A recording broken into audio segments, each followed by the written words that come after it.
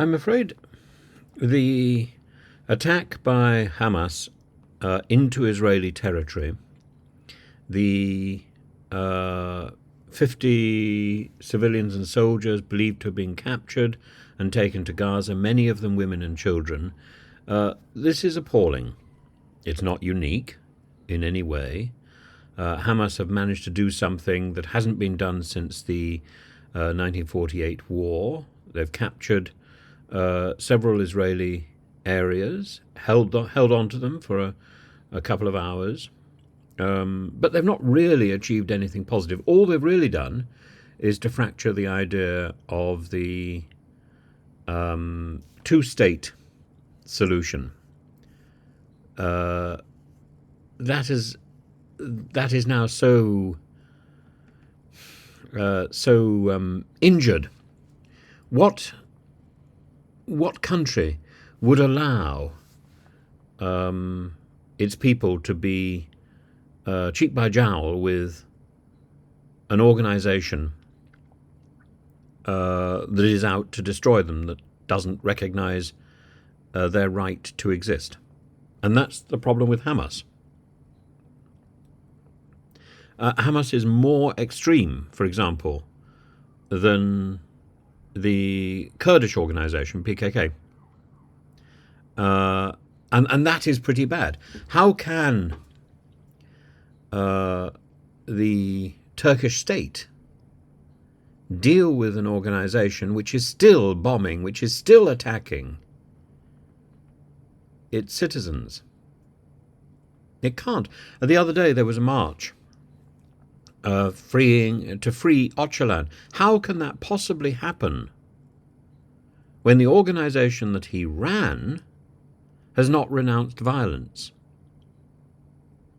Even if there are people who are part of that organization who are part of the political process, the organization has to renounce violence, absolutely, and has to be seen to renounce violence, absolutely. And then all doors open. But we can't have an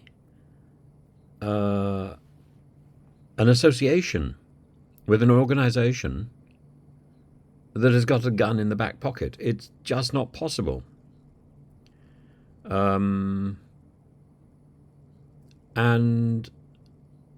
Israel's occupation of Palestine, of course it's not desirable. Of course it's not good. And we're now at a much higher level of international chaos and crisis than at any point since the 1967 war, and at any point since Yasser Arafat's leadership of the PLO.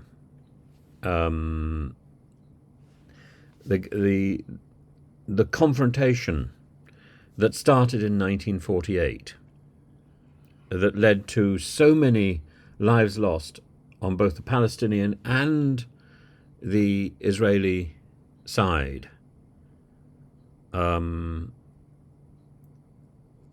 it's something that no country could tolerate.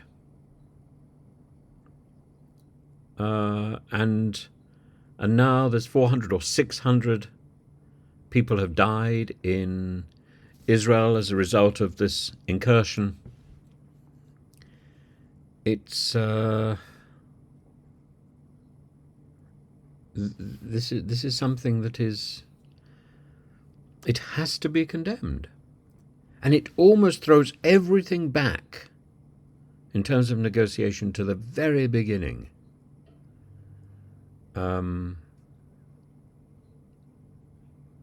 And I don't see how there is a viable solution within a reasonable period of time without the renunciation of violence and terrorism. And it's not about the Jeremy Corbyn approach of 6 of one and half a dozen of the other, bang their heads together. It's not appropriate in this situation. as it's not appropriate in Turkey.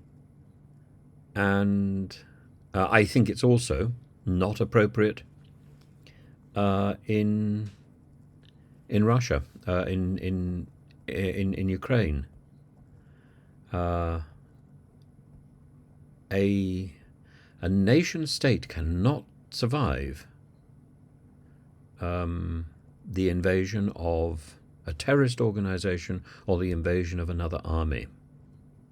It simply is unacceptable. The red line has been crossed.